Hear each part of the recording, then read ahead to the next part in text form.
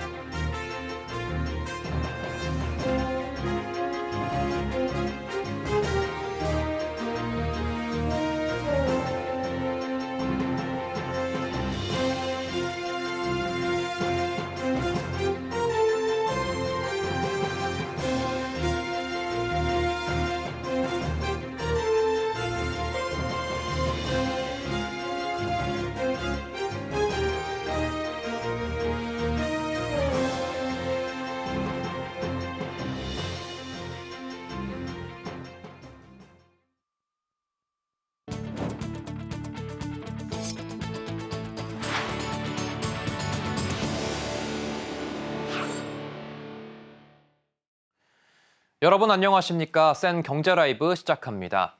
전기차 판매가 숨고르기에 들어간 가운데 하이브리드 차가 수요자들의 꾸준한 선택을 받고 있습니다.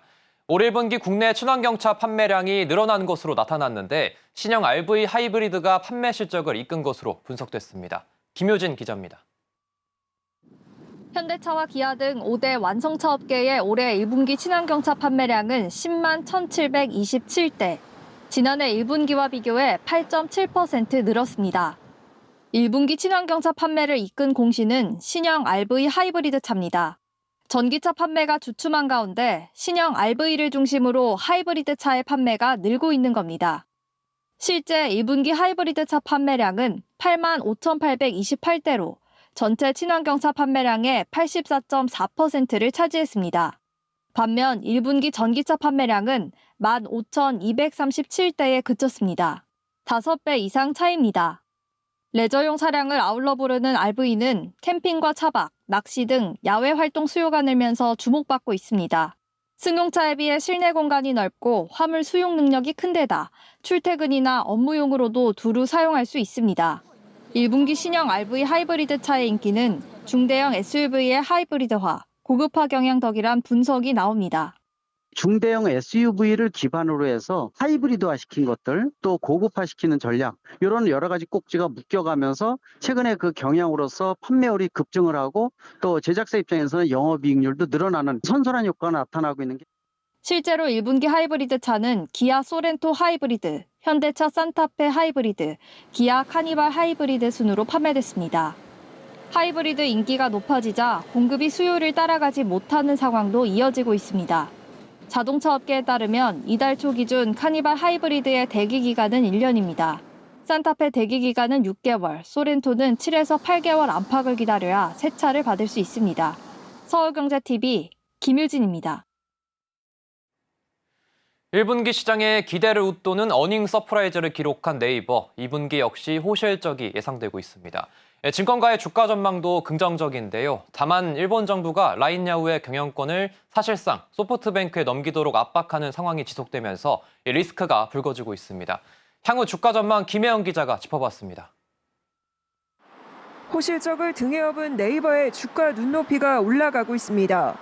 증권가는 네이버의 목표가 28만 5천 원을 제시했습니다. 오늘장 네이버의 주가는 19만 4,800원, 여전히 46%의 상승 여력이 있는 셈입니다.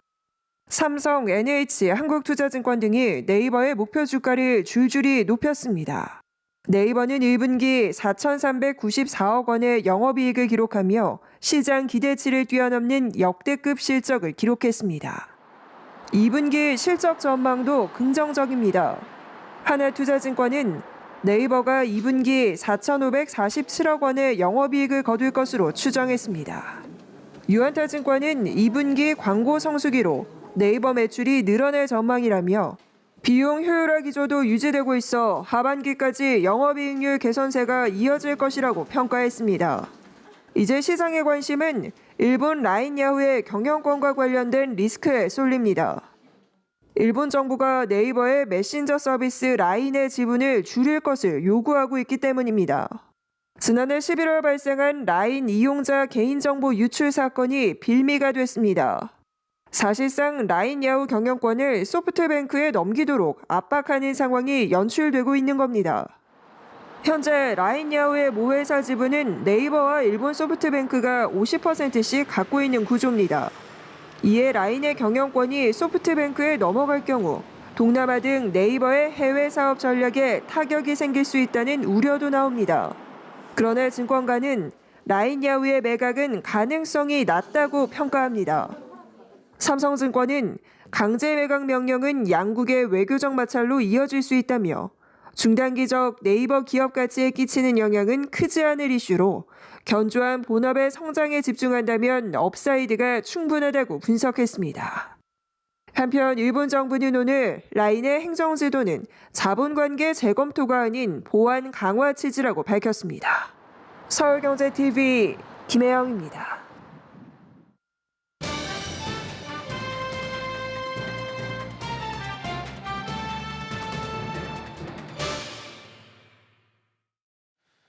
인공지능 열풍에 고대 역풍 메모리의 사용이 늘고 있습니다. 내년 HBM 판매 단가가 최대 10% 상승할 것이란 전망이 나오면서 HBM 경쟁을 펼치고 있는 SK하이닉스와 삼성전자의 호실적 기대감도 커지고 있는데요. HBM 시장 전망과 우리 기업들의 투자 계획 등 짚어보겠습니다. 윤혜림 기자 나왔습니다. 안녕하십니까? 안녕하세요. 네, 최근 HBM 시장 전망이 나왔습니다. 내년 HBM 가격 협상이 이미 이루어지고 있다고 하는데 예상 결과가 좀 어떻게 될까요? 네, 오늘 대만 시장조사업체 트렌드포스에 따르면 2025년에 HBM 판매 단가는 5에서 10% 상승할 전망입니다. 트렌드포스는 HBM의 판매 단가가 기존 D램의 몇 배, DDR5의 약 5배에 달한다며 이러한 가격 책정이 D램 시장 내 용량이나 가격 측면에서의 HBM 점유율을 크게 높일 것이라고 답했습니다. HBM3 기준으로 살펴보면 가격은 일반 D램의 5배 이상이고 이익률은 50% 수준인 것으로 알려졌습니다. 내년 HBM 가격 협상도 이미 올해 2분기부터 시작됐는데요. D램의 전체 생산 능력이 제한돼 있기 때문에 공급업체들이 이미 가격을 5에서 10% 인상했으며 이는 3에서 5세대 HBM 제품에 영향을 미쳤다는 분석입니다. 구매자들 역시 AI 수요 전망에 대해 높은 신뢰도를 유지하고 있고 지속적인 가격 인상을 받아들일 의향이 있다고 봤는데요. D램을 연결시키는 기술인 실리콘 관통 전극 수율이 현재 아직은 40에서 60% 수준에 불과해 개선의 여지가 있기 때문입니다. 이 가격뿐만 아니라 시장 점유율이나 이 수요에 대한 긍정적인 이런 내용들도 나왔다고 하던데요. 네, 지난해에 비해 올해보다 내년이 더 좋을 것이란 전망입니다. 전체 D램 비트 용량에서 HBM이 차지하는 비중은 지난해 2%에서 올해는 5%로 상승하고요. 내년에는 10%를 넘어설 것으로 전망되고 있습니다.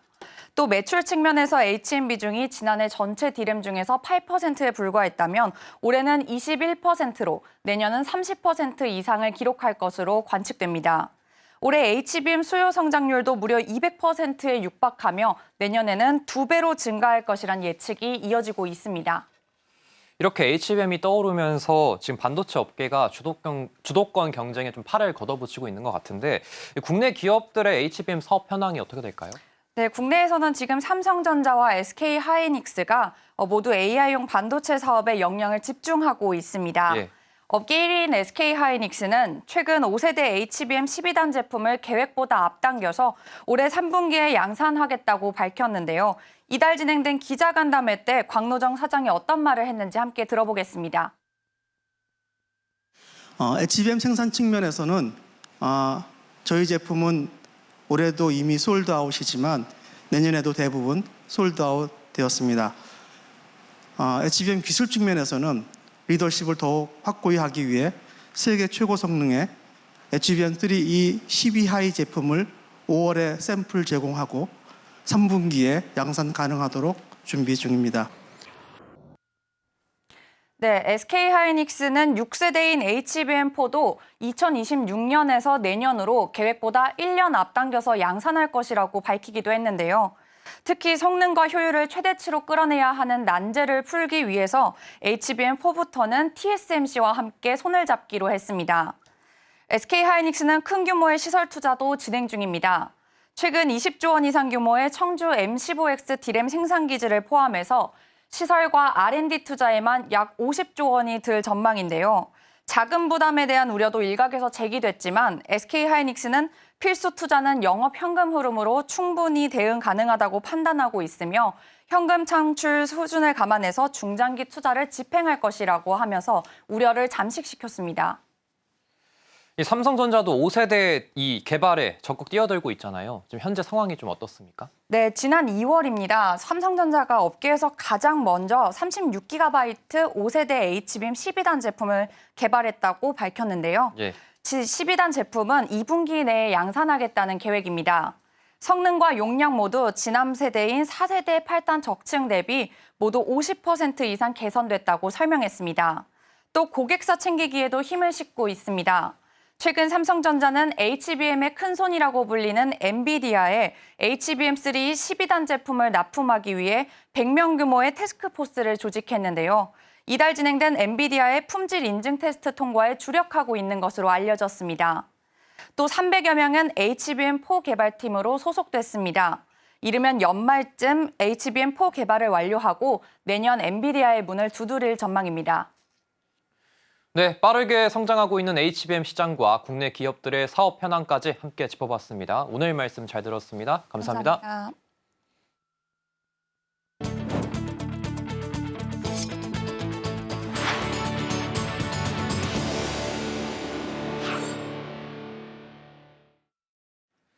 서울시가 집값 안정과 투기를 막기 위해서 목동 지역을 또다시 토지거래 허가구역으로 지정했습니다. 이 같은 규제는 보통 거래 위축을 불러오는데요. 어쩐 일인지 목동 아파트 단지에선 수억 원씩 집값이 뛴 신고가 거래가 속출하고 있습니다. 왜 그런지 이재영 기자가 알아봤습니다. 부동산 빅데이터 업체 아실에 따르면 지난달 16일 서울 양천구 목동 신시가지 4단지 전용 93제곱미터가 20억 2,500만 원에 거래됐습니다. 직전 거래였던 2017년 12월엔 6억 낮은 13억 4천만 원이었습니다. 지난달 말엔 7단지 전용 53제곱미터가 14억 1천만 원에 거래됐습니다. 전달보다 3천만 원 오른 겁니다. 5단지 전용 95제곱미터도 지난달 26일 22억 9천만 원에 거래됐는데 올해 2월 22억 8천만 원에 거래된 것과 비교하면 두 달 새 1천만 원 뛰었습니다. 토지거래 허가구역으로 묶이면 전세를 끼고 집을 사는 갭 투자가 불가능하고 2년간 의무적으로 실거주해야 합니다. 이 같은 규제에도 신고가 거래가 속출하는 건 재건축 기대감에 수요자들이 몰리고 있기 때문으로 분석됩니다. 실제 부동산 업계에 따르면 올해 들어 목동 신시가지 아파트 14개 단지 모두 안전진단을 통과했습니다. 재건축을 통해 목동 1에서 14단지는 5만 3천여 가구의 미니 신도시로 탈바꿈될 예정입니다. 다만 일부에선 재건축 마무리까지 오랜 시간이 걸릴 수 있는 만큼 투자에 신중한 접근이 필요하다는 조언이 나옵니다. 서울경제TV 이지영입니다. 홍콩 H지수 ELS 관련 자율 배상이 시작됐지만 판매 금융사와 투자자의 이견이 커 좀처럼 속도가 나지 않고 있습니다. 이런 가운데 다음 주 분쟁조정위원회가 열려 홍콩 ELS 판매 은행별 대표 사례를 선별해 조정에 나서기로 했습니다. 현장에서는 분조위 조정 결과가 자율 배상의 가이드라인이 될 것을 기대하고 있습니다. 이연아 기자입니다. 오는 13일 금융감독원은 홍콩 H지수 ELS 관련 주요 판매 은행별로 대표 사례를 선별해 분쟁조정위원회를 엽니다. 금감원은 KB국민, 신한, 하나, NH농협, SC제일은행 등 5대 은행에 대한 분조위를 열기로 결정하고 통보를 마쳤습니다. 은행별 대표 사례를 1개씩 추려 총 5개 사례가 분조위에서 다뤄집니다. 5대 은행은 지난해 말 기준 홍콩 ELS 판매 규모가 15조 4천억 원이고 40만 계좌 대상 6조 가까운 투자 손실이 발생할 것으로 추산됩니다. 다만 우리은행은 판매 금액과 피해 고객 규모가 적어 분조위 대상에서 제외됐습니다. 은행권은 이번 분조위 결정에 주목하고 있습니다. 앞서 ELS 판매 은행들은 지난 3월 말부터 자율 배상을 결정했지만 구체적 배상 비율을 두고 판매사와 투자자 사이 차이가 커 합의 속도가 나지 않는 상황입니다. 은행권에서는 분조위에서 대표 사례 관련 확정된 배상 비율이 가이드라인 역할을 하면서 배상의 분수령이 될 것을 기대하고 있습니다. 분조위 결정을 소비자와 금융사가 수락하게 되면 재판상 화해와 동일한 효력을 갖게 됩니다. 현재 금융권에서는 금감원이 지난 3월 발표한 홍콩 ELS 분쟁 조정 기준안과 개별 책임 기준 등을 반영하면 30에서 60% 범위 내 대표 사례 배상 비율이 정해질 것이란 전망이 제기되고 있습니다. 다만 이번 분조위 조정 결과가 일부 이견이 큰 투자자까지 합의하는 데 영향을 미칠 수 있을지는 미지수입니다. 홍콩 ELS 피해자 모임은 100% 배상을 주장하며 금융사기 예방연대를 설립하고 장기 소송까지 불사하겠다는 입장입니다. 서울경제TV 이연아입니다. 카드사들이 프리미엄 카드를 잇따라 내놓으며 우량 고객 모시기에 열을 올리고 있습니다. 알짜 카드를 대거 단종한 대신 연회비가 최대 수백만 원에 이르는 프리미엄 카드를 혜택을 강화해 모객에 나선 건데요. 카드사들은 고급화 전략을 통해 실적 개선과 건정성 관리를 극대화한다는 계획입니다. 김도하 기자입니다. 올해 들어 이달까지 출시된 프리미엄 카드만 7종. 혜택이 좋은 카드로 불리는 일명 혜자 카드와 알짜 카드는 줄고 있는데 프리미엄 카드는 속속 출시되고 있습니다. 8개 카드사의 지난해 연회비 수익은 1조 3,312억 원으로 전년 대비 약 9% 증가했습니다. 지난해 단종된 신용카드 수는 전년 대비 5배가 넘습니다. 카드사들이 알짜 카드를 대거 정리하고 우량 고객 확보에 집중한 영향이 크다는 설명입니다. 아무래도 프리미엄 카드를 출시를 하다 보면은 이제 우량 회원들도 좀 잡을 수 있고 이제 신용카드에서의 단가가 좀 큰 업종들이 많다 보니까 이제 그쪽에서의 좀 결제 금액도 인당액도 올릴 수 있고 약간 이런 장점이 있습니다. 카드사들의 프리미엄 카드 시장 전쟁은 격화되는 모습입니다. 현대카드는 최근 연회비 20만 원의 프리미엄 카드 현대카드 서밋을 내놨습니다. 프리미엄 카드 3종 라인업인 현대 아멕스 카드 에디션 2를 출시한 지 2달여 만입니다. 현대 아멕스 카드 에디션의 연회비는 최대 100만 원에 이릅니다.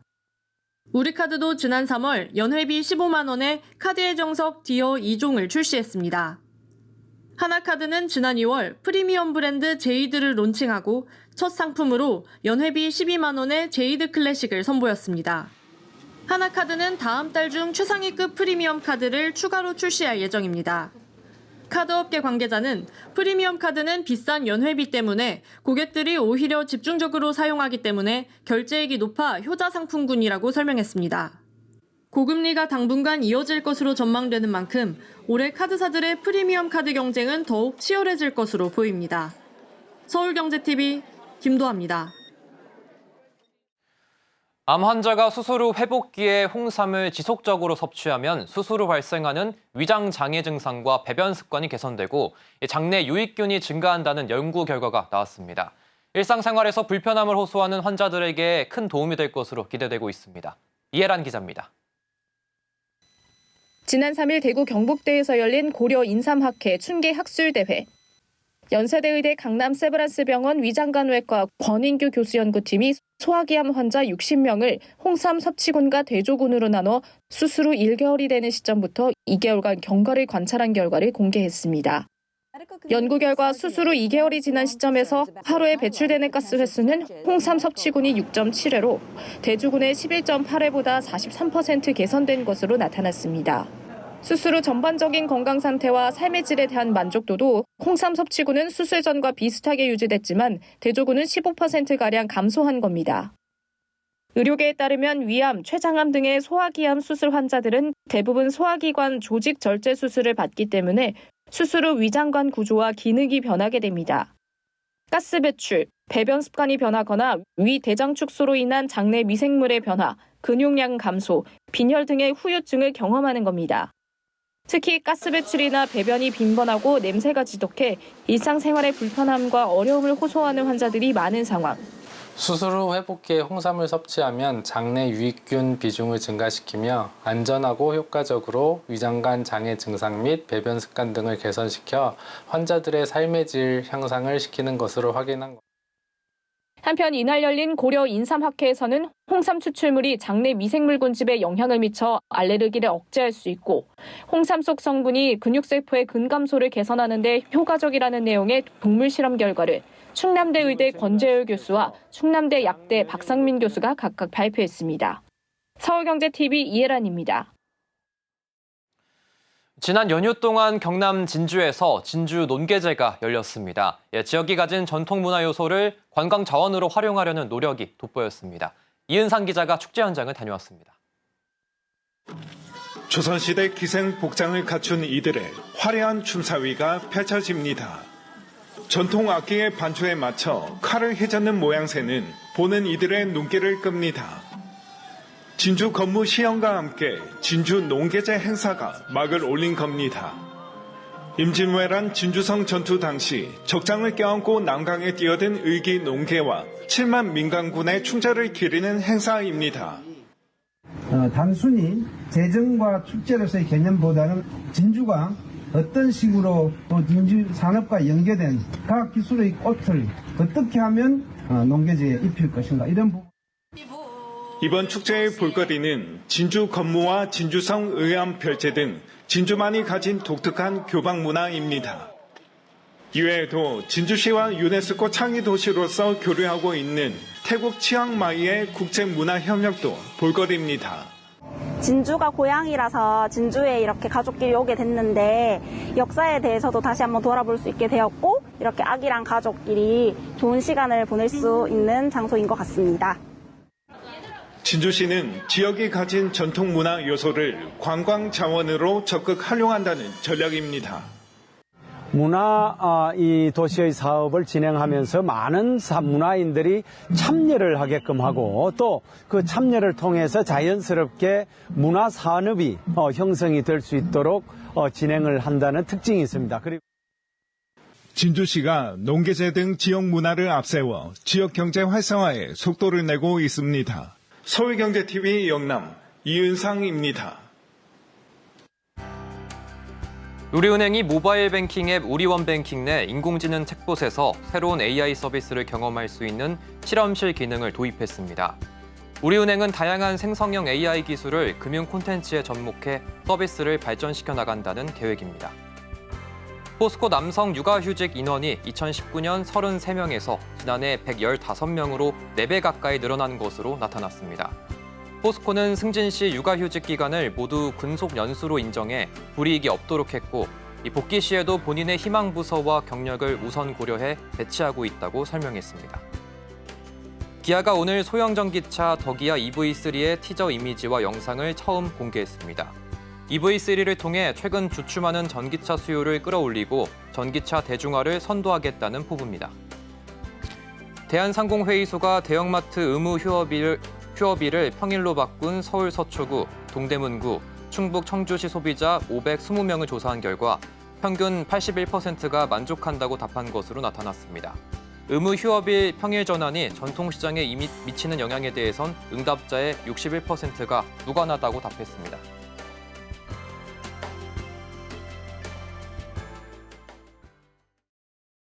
이상으로 센 경제 라이브 마칩니다. 함께해 주신 여러분 고맙습니다.